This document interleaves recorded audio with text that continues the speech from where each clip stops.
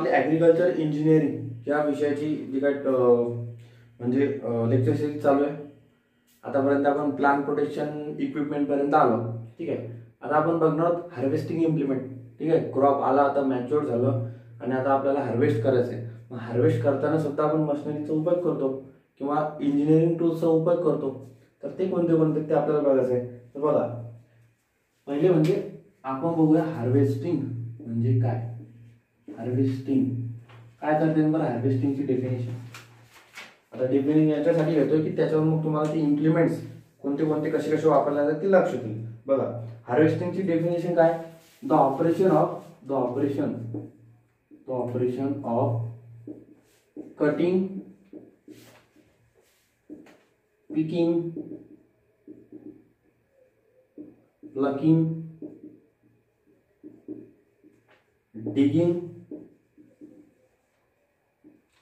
of the crop plant or the edible part of the economical part of the crop plant, that is nothing but the harvesting. म्हणजे काय, एखादा hole crop किंवा त्याचा जो edible part आहे तो किंवा जो इकॉनॉमिक पार्ट आहे, सपोज कॉटन म्हटलं तर कॉटन मधला इकॉनॉमिक पार्ट कोणता आहे, तर त्याचं जे कॉटन आहे ते. सो हे जे पार्ट आहे ते कट करणे, त्यानंतर पिक करणे, प्लग करणे, फ्लावर जे असतात ते आपण प्लग करतो, त्याच्यानंतर डिगिंग करणे, जे रूट क्रॉप्स आहे ते आपण डिगिंग करतो किंवा ग्राउंडनटचं एक्झाम्पल घ्या.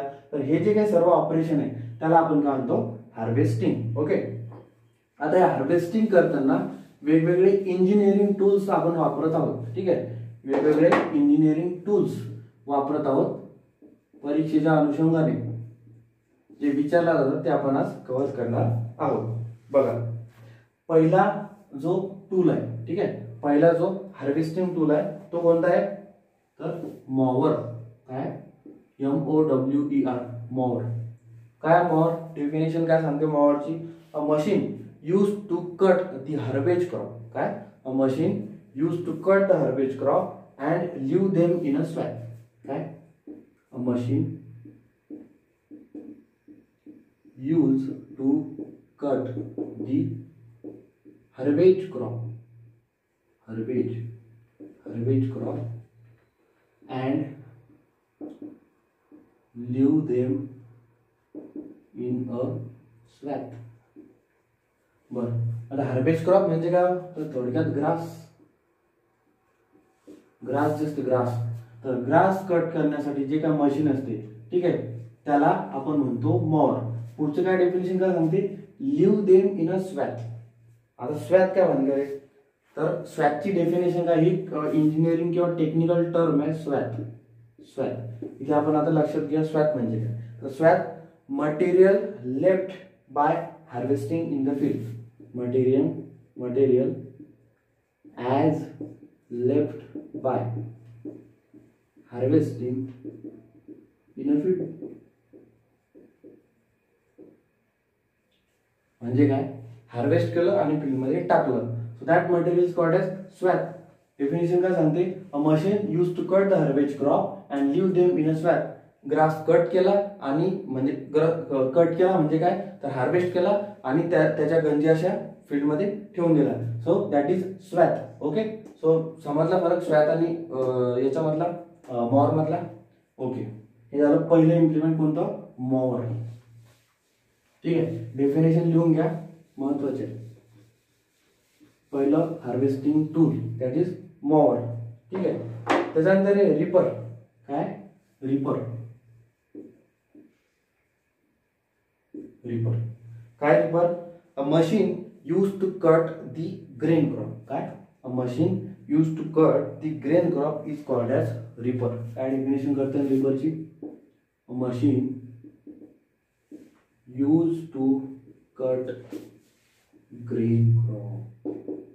ओके, ग्रेन क्रॉप, जे काही ग्रेन क्रॉप आहे त्यांना कट करण्यासाठी जो काही टूल वापरला जातो, so that is nothing but the reaper. ठीक आहे, मग आता हे जे रिपर आहे याचे दोन टाईप आहे. हे जे रिपर आहे ना याचे दोन टाईप आहे. कोणते कोणते,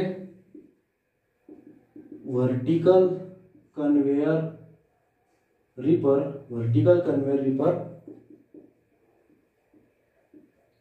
ट्रॅक्टर रॉम. ओके, किंवा tractor mounted. Vertical conveyor reaper tractor mounted, आणि दुसरा प्रकार आहे व्हर्टिकल कन्व्हेयर रिपर कसा, power tiller operated, power tiller operated. बघा, क्लासिफाय सांगण्याचं एकच कारण आहे की याच्यावर जे काय ऑब्जेक्टिव्ह येतील ते आपल्याला बघायचं फक्त. बघा, रिपरचे दोन प्रकार आहे. Vertical conveyor reaper which is tractor mounted, म्हणजे ट्रॅक्टरच्या सहाय्याने जो चलित असतो किंवा ट्रॅक्टरच्या सहाय्याने जो ऑपरेट केला जातो तो झाला vertical conveyor reaper tractor mounted. आणि जो काही पॉवर टिलर असतं ते तुम्ही इमेज बघून घ्या, पॉवर टिलर जे असतं ते मॅन्युअली ऑपरेटेड असतं. बघा, त्याला सुद्धा एक म्हणजे पंप वगैरे असतं, सगळं इंजिन वगैरे, आणि ते मॅन्युअली आपण ऑपरेट करतो. तर ते पॉवर टिलर जे आहे, तर vertical conveyor reaper, power tiller operated, असे दोन प्रकार आहेत त्याचे. मग आता हे जे आहे, आता vertical conveyor reaper tractor mounted, okay, tractor mounted, याचं कव्हरेज किती आहे किंवा फील्ड कॅपॅसिटी किती आहे, field capacity, okay, field capacity किती आहे 0.4 to 0.6 हवर, सॉरी 0.6 हेक्टर पर हवर. ठीक आहे, एका तासाला तो 0.4 ते 0.6 हेक्टर एवढ्या एरियामध्ये कटिंग करू शकतो किंवा हार्वेस्टिंग करू शकतो. ठीक आहे, कोणता, tractor mounted vertical conveyor reaper. ठीक आहे, त्याचप्रमाणे आता पॉवर टिलर ऑपरेटेड जो व्हर्टिकल कन्व्हेयर रिपर आहे त्याची फील्ड कॅपॅसिटी किती आहे, तर किती आहे 0.25 to 0.35, किती आहे 0.25 to 0.35 हेक्टर पर हवर. ठीक आहे, कोणती, power tiller operated vertical conveyor रिपरची. याची फील्ड कॅपॅसिटी ही लक्षात ठेवा, विचारलं. ठीक आहे, रिपरची. अशा प्रकारे हा दुसरा जो हार्वेस्टिंग टूल आहे तो आपण कम्प्लीट केलाय. ठीक आहे, बघा, याच्यामध्ये असं विशेष समजून सांगण्यासारखं काही नाही, मी फक्त ऑब्जेक्टिव्ह कव्हर करते, ते तुम्ही लक्षपूर्वक ऐका. ठीक आहे, आता दुसरा, पहिला मॉवर झाला, दुसरा रिपर झाला, आता तिसरा आहे रिपर बाइंडर. काय, रिपर बाइंडर, काय, रिपर बाइंडर. रिपर काय डेफिनेशन काय करते, a reaper which cut the crop and ties them into neat and uniform shoes. काय, a reaper which cut the crop and ties them in uniform shoes. yes, EAVES, shoes.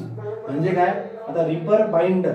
ठीक आहे, पहिला reaper काय फक्त cut करायचा, आता reaper binder आहे म्हणजे काय करतो, तर तो कट सुद्धा करतो आणि ते जे कट केलेलं जे काही क्रॉप आहे ते काय छोट्या छोट्या गुच्छांमध्ये किंवा आपण गंजी म्हणूया त्याला, त्या गंजीमध्ये बांधून ठेवण्याचं काम म्हणजे शूज, म्हणजे शूज. ओके, गंजीमध्ये बांधण्याचं काम जो करतो त्याला म्हणतो आपण रिपर बाइंडर. काय करा definition, a machine or a reaper which cut the crop and ties them in the uniform shoes. Shoes मध्ये छोट्या छोट्या गंजीमध्ये आणि ते फील्डवर ठेवलं जातं. ठीक आहे, अशा प्रकारे हा होता रिपर. त्याच्यानंतर आहे विंड्रॉवर. काय, विंड्रॉवर, अजून एक हार्वेस्टिंग टूल आहे विंड्रॉवर. ठीक आहे, a machine used to cut the crop and deliver them in uniform rows. बघा, विंडोवरचं फंक्शन काय बघा, काय सांगते definition, a machine used to cut the crop and deliver them in a uniform rows. म्हणजे कट पण करते आणि त्याला फील्डवर एका व्यवस्थित रो मध्ये व्यवस्थित अरेंज करण्याचं काम जे काय करते. So that implement is called as विंडोवर. ठीक आहे, हा होता एक चौथा इम्प्लिमेंट विंडोवर. डेफिनेशन लिहून घ्या, महत्वाचे आहे. ठीक आहे, त्याच्यानंतर आपण पुढचा प्रकार बघणार आहोत. रिपर बाइंडर झाला, विंडोवर झाला, त्याच्यानंतर एक कंबाईन. काय, कंबाईन नावच आहे. काय डेफिनेशन काय सांगते कंबाईनची, a machine which performs all the functions of reaper, thresher and winnower. ठीक आहे, a machine which performs all the functions those perform by reaper, thresher and winnower. ठीक आहे. म्हणजे काय, आता कंबाईन म्हणजे सगळंच एकत्र कंबाईन आहे. कंबाईन हार्वेस्टर पंजाबवरून आपल्याकडे इथे येतात. मोठमोठे जे मशीन्स असतात गहू काढायला येतात ते काय करतात, रिपर कट करण्याचं काम करतात. त्याच्यानंतर थ्रेशर थ्रेशिंग सुद्धा करतात. आणि विनोवर विनिंग म्हणजे चाळणे त्याचं सुद्धा काम करतात. आणि आपल्याला फ्रेश डायरेक्ट गहू देतात. ठीक आहे. So that machines are called as combine, किंवा आपण याला आपल्या लँग्वेजमध्ये काय म्हणतो, कंबाईन हार्वेस्टर. ठीक आहे. जे गहू काढण्यासाठी आपण पाहतो मोठमोठ्या मशीन्स जे असतात ते, so they are called as combine. ठीक आहे. त्याच्यानंतर एक कन्व्हेन्शनल इम्प्लिमेंट आहे सिकल. सिकल सिकल हे सुद्धा आपण हार्वेस्टिंग साठी वापरतो ना. ठीक आहे. सिकल मराठीत काय म्हणतात त्याला, विळा. विळा किंवा विळी. ठीक आहे. सिकल काय करतात, definition, a curve steel blade having an wooden handle. A curve steel blade having wooden handle. ठीक आहे. स्टील ब्लेड असते किंवा आयरन ब्लेड असते कर्व, त्याला असं वुडन हँडल असते. ठीक आहे. विळा सर्वांनी बघितलेला आहे. त्याच्या थ्रू सुद्धा आपण हार्वेस्टिंग करतो. ठीक आहे. आता याच्या व्यतिरिक्त काही पर्टिक्युलर हार्वेस्टिंग इम्प्लिमेंट्स असतात की जे फक्त पर्टिक्युलर क्रॉप साठी वापरले जातात. ठीक आहे. तर त्याच्यामध्ये समजा सेल्फ प्रोपेल पॅटी हार्वेस्टर घेतला आपण. सेल्फ प्रोपेल पॅटी हार्वेस्टर तर ते जवळपास एका दिवसाला 1.5 हेक्टर पर्यंत हार्वेस्टिंग करते. हे काही जे पॉइंट्स आहे इन केस विचारले तर विचारले जाऊ शकतात. ठीक आहे. तर अशा प्रकारे आपण आता हार्वेस्टिंग ही एक कॅटेगरी कंप्लीट केलेली आहे. ठीक आहे. आता आपण येतो थ्रेशिंग कडे. थ्रेशिंग हार्वेस्टिंग तर केलंय, पण अजून आपल्याला त्यातले ग्रेन्स जे आहे ते पाहिजे ना. ठीक आहे. म्हणजे जे काही रॉ मटेरियल म्हणू आपण किंवा ड्राय मॅटर जे की इकॉनॉमिक नाही. इकॉनॉमिक पार्ट कोणता राहील मग हार्वेस्टिंग केल्यानंतर, तर ग्रेन्स. जे ग्रेन्स आहे ते आपला इकॉनॉमिक पार्ट आहे. बाकीचं जे ड्राय मॅटर आहे, ठीक आहे, ते आपल्याला आता बाजूला काढायचं आहे. ठीक आहे. मग आता त्याच्यासाठी आपण काय करतो, थ्रेशिंग. काय करतो, थ्रेशिंग. थ्रेशिंग करतो, थ्रेशिंग. ठीक आहे. मग आता थ्रेशिंग करतो तर थ्रेशिंग साठी कोणतं मशीन आपण वापरतो, थ्रेशर. का वापरतो, थ्रेशर. सर्वांनी पाहिलेलं आहे थ्रेशर. ठीक आहे. थ्रेशर, कामधेनू वगैरे वगैरे काय वेगवेगळे नाव आहेत त्याला. थ्रेशर काय डेफिनेशन करता येईल थ्रेशरची, a machine to separate the grain. काय, a machine to separate the grain from the harvested crop and provide clean grain without much loss. काय, अ मशीन which काय, a machine which separate the grains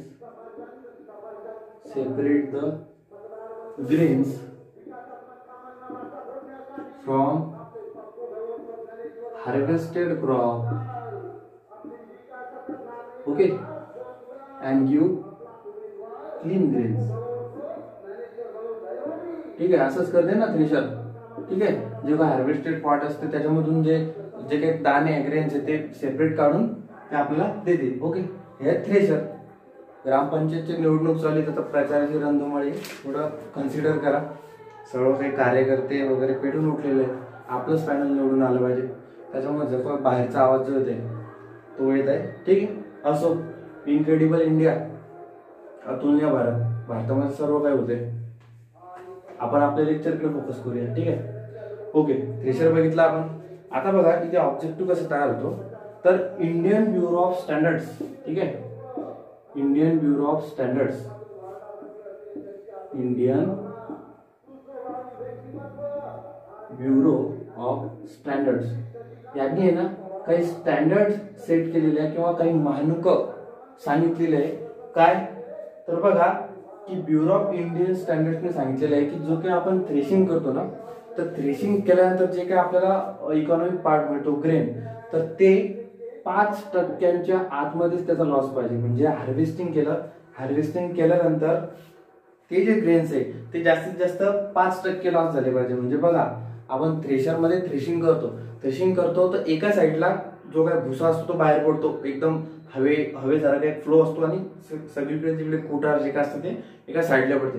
त्याच्यामध्ये काही प्रमाणात grains सुद्धा जातात. ते losses होतात ना, तर ते मॅक्झिमम फक्त 5% लॉस पाहिजे. म्हणजे काय, तर इंडियन ब्युरो ऑफ स्टँडर्ड्सनी काय सांगितलं, तुम्ही जे काय थ्रेशर बनवसाल तर थ्रेशर बनवताना त्याच्यामध्ये अशी काय अरेंजमेंट करा की जास्तीत जास्त 5% ग्रेन्सचा लॉस होईल, त्याच्यावरती झाला नाही पाहिजे. त्याच्यावरती जर का त्याच्यामध्ये त्या थ्रेशर मधून जर का ग्रेनचा लॉस होत असेल, so that thresher is not economical, that thresher is not suitable as per the standards of Indian Bureau of Standards. ठीक आहे, कंपन्यांना ते सांगितले आता ही हा पॉईंट लक्षात ठेवायचा की मॅक्सिमम परमिटेबल लॉसेस किती आहे, 5%. आणि याच्यात पण जे काही तुटणारे फुटणारे जे ग्रेन्स आहे, ठीक आहे, आपण ग्रेडिंग करतो. ग्रेडिंग करणे म्हणजे काय, जे साऊंड ग्रेन्स असतात एकदम सुदृढ दिसणारे एकदम टपोरे दाणे ते एका बाजूला काढतो. मग काही जे फुटलेले दाणे ते एका बाजूला काढतो. समजा काजूच्या बाबतीत घ्या, एकदम साऊंड जे काजू असतात ते एका बाजूला, त्याची किंमत महाग असते. जे तुकडे तुकडे असतात, ठीक आहे, ते वेगळे काढतो, त्याची किंमत थोडी कमी असते. मग म्हणजे काय, त्याचे तुटलेले फुटलेले ग्रेन आहे ना, ते सुद्धा 2% कमीच पाहिजे according to Indian Bureau of Standards. ठीक आहे, 2% कमी wearing and tearing of the grain is permissible. बस हे 2 डाटा, फॅक्च्युअल डाटा लक्षात घ्या, 5 आणि 2. इथं ऑब्जेक्टिव्ह विचारला जाऊ शकतो. ओके, अशा प्रकारे आपण हार्वेस्टिंग आणि थ्रेशिंग, लास्ट थ्रेशिंग पर्यंत आलोय. अशा प्रकारे आपण आता काय लँड लेवलिंग केली होती, सीडबेड प्रिपरेशन केलं, सोईंग केली, इंटरकल्चर ऑपरेशन्स परफॉर्म केले, त्याच्यानंतर स्प्रेइंग केलं म्हणजे प्लांट प्रोटेक्शन इक्विपमेंटद्वारे वगैरे वगैरे. त्याच्यानंतर काही दिवसांनी क्रॉप मॅच्युअर झाला, हार्वेस्टिंग वर आलं, त्याला वेगवेगळ्या टूल्सच्या सहाय्याने हार्वेस्ट केलं. ठीक आहे, हार्वेस्ट केलं, त्याच्यानंतर त्याची सुरी रचली, त्याच्यानंतर काही दिवसांनी त्याचं थ्रेशिंग केलं, आपल्याला आपला इकॉनॉमिक पार्ट भेटला. ठीक आहे, इथपर्यंत आलो आपण. आता इथून पुढे सुद्धा ऍग्रिकल्चर इंजिनिअरिंग आहे, पण ते कोणतं, पोस्ट हार्वेस्ट टेक्नॉलॉजी.